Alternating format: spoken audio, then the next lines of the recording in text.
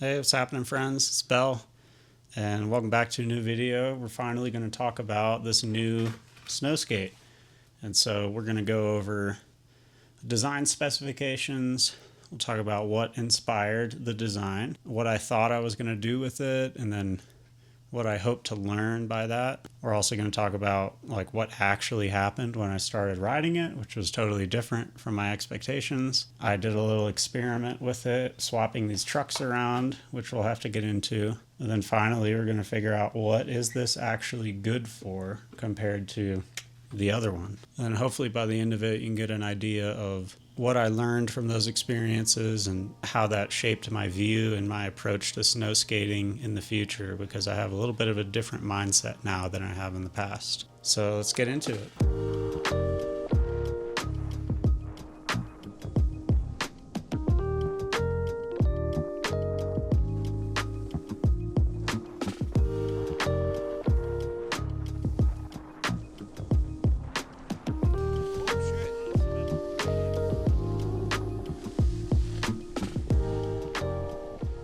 But before we get into it, I'm going to give you a little bit of a life update. So you might have noticed I've been lacking on the content. I've been getting really sick all the time lately, and I've been trying to figure out like what is the cause, because I don't have an immune disorder.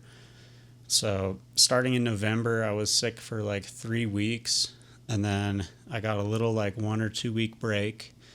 I went on this awesome trip to Canada that's going to be the topic of a future video. And then while I was in Canada, I got really sick again, and that took me about 2 weeks to get over. Now I'm just getting towards the other side. You can hear a little bit of hoarseness in my voice, and you might notice this like red spot under my nose just for blowing my nose 20,000 times in the past 2 weeks. But I'm starting to get on the other side of it, and what I realized was I was working this job where I was an oxygen bartender, which is kind of a weird thing. If you've never seen, in ski resort towns, there's these oxygen bars where you can go sit down and just breathe oxygen for like 15, 20 minutes at a time. And this bar that I was working at was also a supplement store. So what ended up happening was, just by virtue of carrying all these supplements and offering the oxygen bar service, it attracted a lot of people who were sick with like illnesses. So people would come up to Breckenridge, they'd feel out of breath, and, because they were sick with something, they would come see me at the height of their illness. And then because I'm just an oxygen bartender, I'm not in a medical environment, nobody's wearing masks, so we're just all breathing the same air and spreading these germs around. I ended up getting sick like over and over. So I finally had to quit that job, and I'm kind of in between stuff. I'm going to have to get a new job soon. Some of it's also coming from some black mold that I've been exposed to living in this apartment.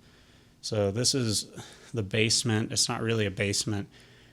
I live in the storage unit of a garage right now that's been converted into an apartment. So the floor is a tile floor that's unheated, and the bathroom is like a renovated closet that is just not suited to be used as a bathroom. So it's got some black mold in there, and I sort of didn't realize how bad that was affecting me. And the thing that's really made me realize all these things is I got sober about 6 weeks ago.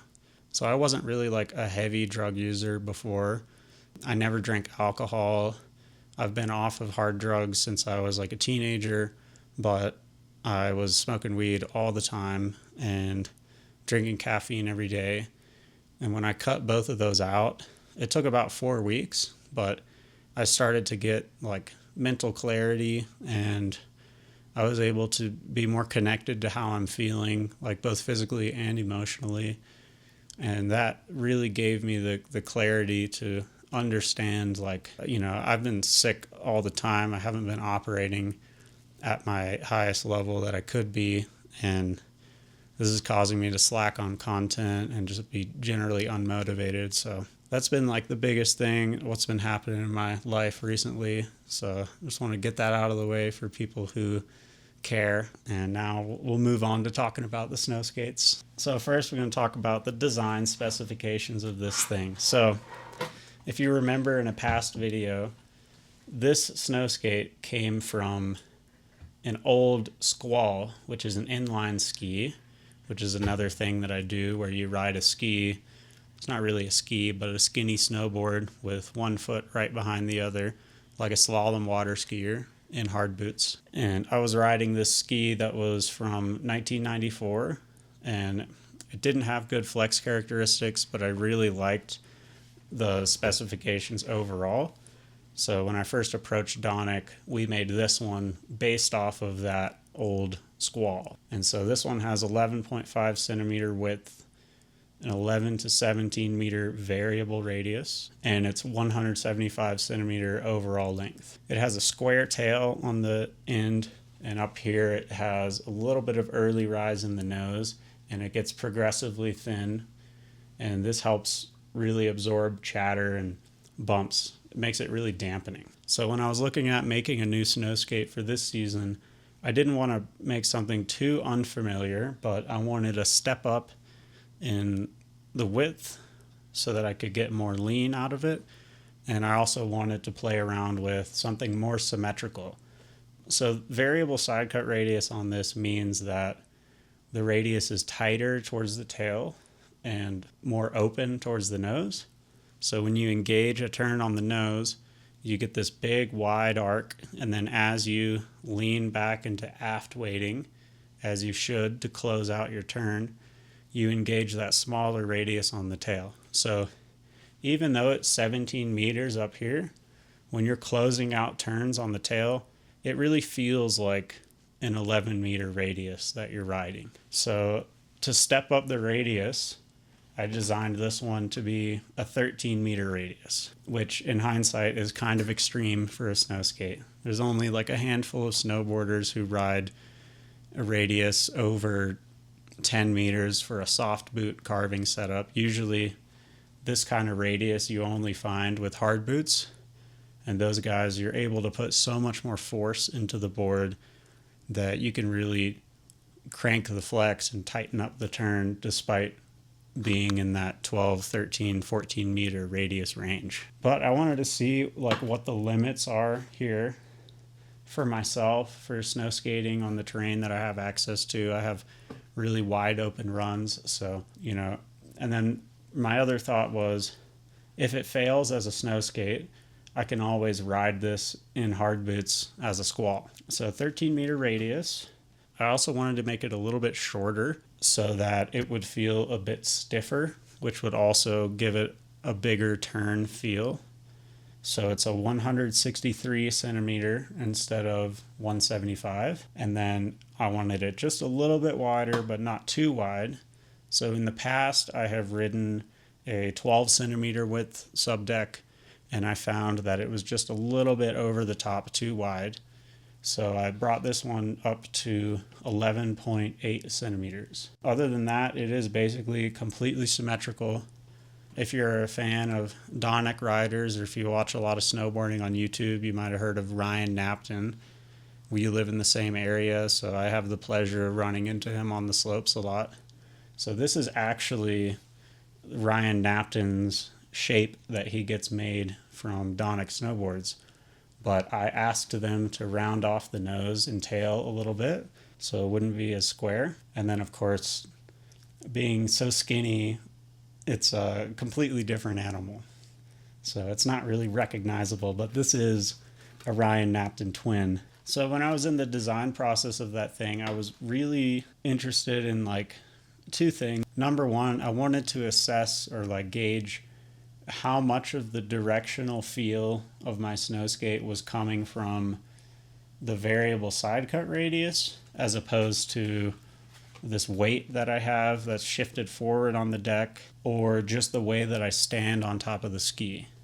So I figured if I gave myself a completely symmetrical testing platform and rode it with the same body position and everything, I'd have a better understanding of like, how much do you really need a variable side cut for a directional snow skate? Because introducing that variable side cut just introduces a whole new variable when you're designing a snow skate. And just to keep things simple, I think if more people are going to get into it and I can offer, my expertise in designing snow skates, I wanted to have something I can reference so I can know, like, okay, 13-meter fixed radius feels like this. Because before I had ridden this, I couldn't really tell you if it feels more like an 11-meter radius or a 17-meter radius, because I just don't have the experience of riding a lot of different radius boards like some of these guys have. The second thing that I hope to do with it is get into riding switch, which, maybe I had a little bit of a pie in the sky mentality with that, because I've really never ridden anything switch before. I have no experience with switch riding, and I've only spent a month on this thing so far, but I've pretty much never ridden switch. But I do occasionally do these like fakie carves, or we call it a reverse entry. It's really a Coleman, which comes from downhill longboarding, where before they developed backside sliding techniques, you would just do a frontside slide and over rotate until you could take the turn backwards. And so having that fixed radius allows you to ride this thing backwards like really easily compared to the variable radius board. Another thing I did with this setup that I'd always been curious about was I flipped the trucks around. So right now I've got a sliding truck in the front and a fixed pivot in the rear. And I've always wanted to see what it would feel like if the front was totally free to twist.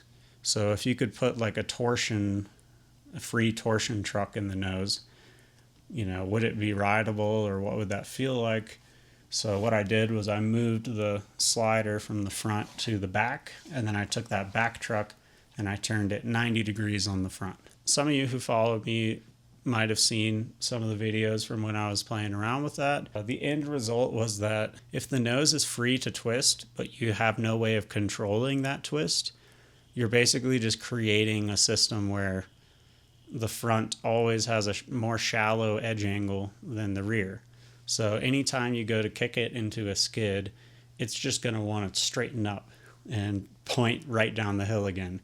So it was really hard to maintain any kind of side slip to control your speed on it. The benefits were, obviously, it felt cool and different, and I'm always into novel experiences. Having it twist out at the nose also gave it the same feeling as a variable side cut, where the rear felt like it was cutting a tighter turn than the nose.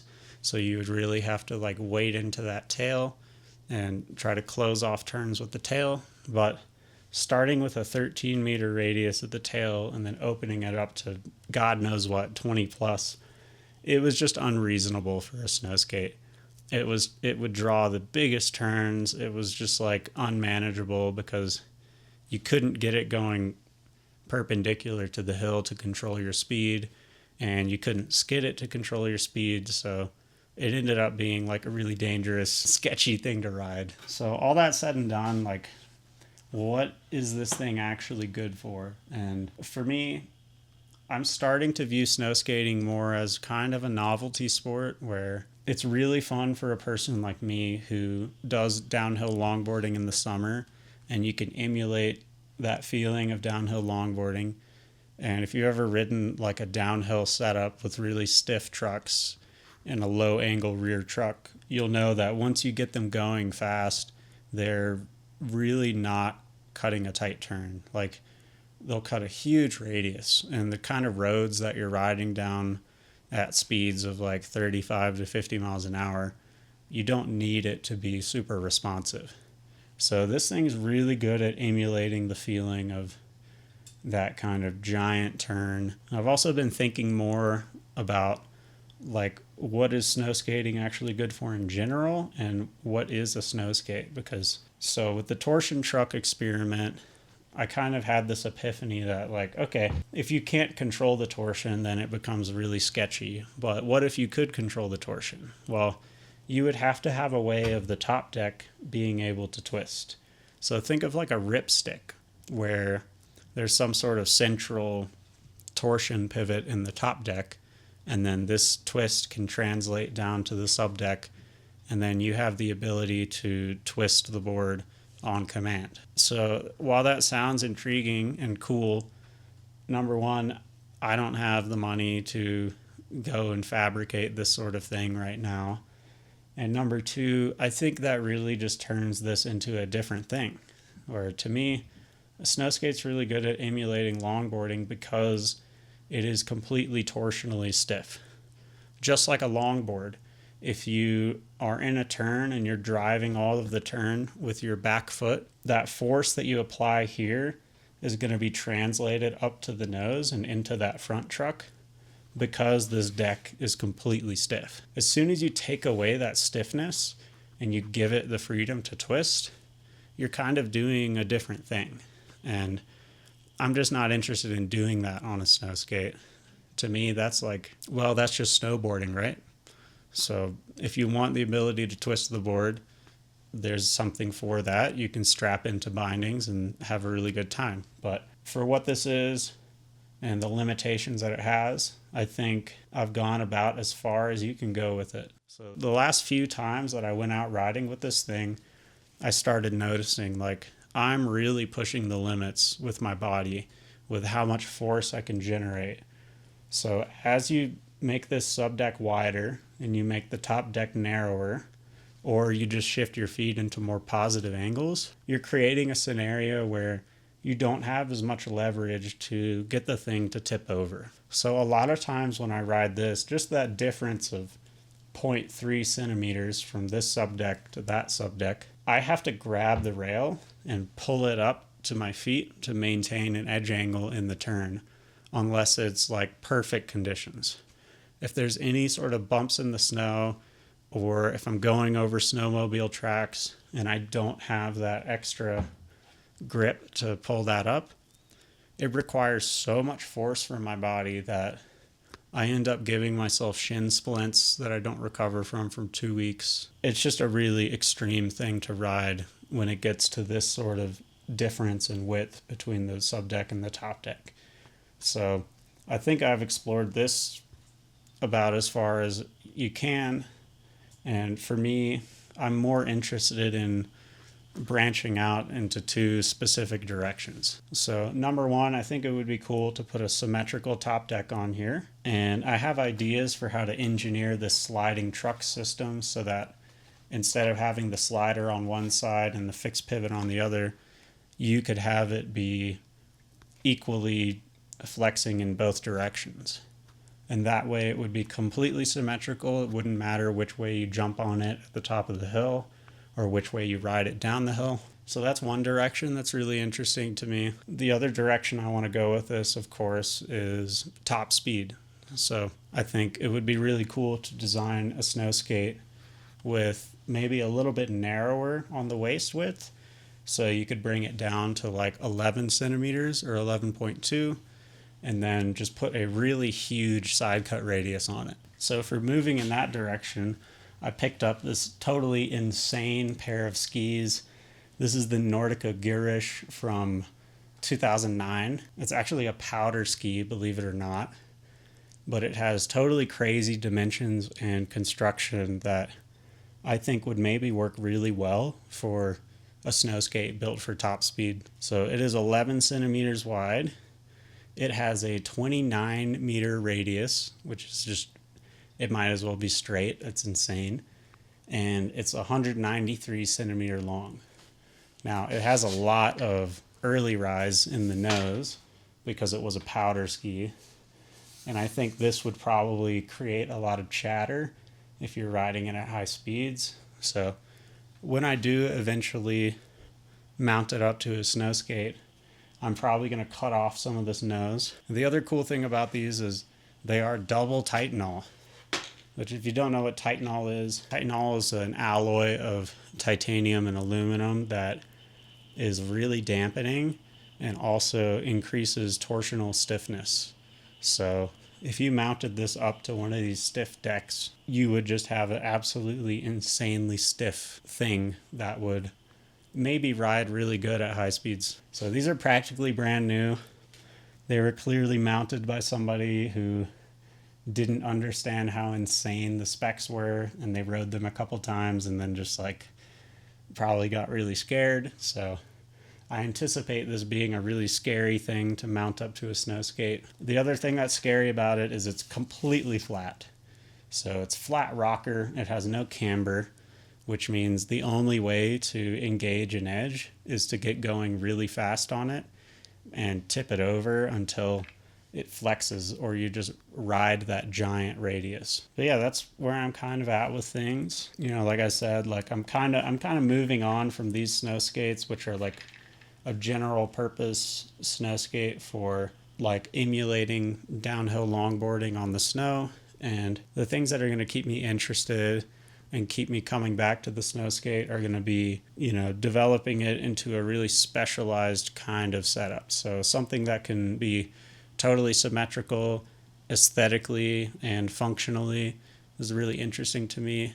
And then something that will enable me to break through that 75 mile an hour barrier and get into like 80 mile an hour plus territory, which is going to require some stupid specs like this ski. Anyways, thanks for watching.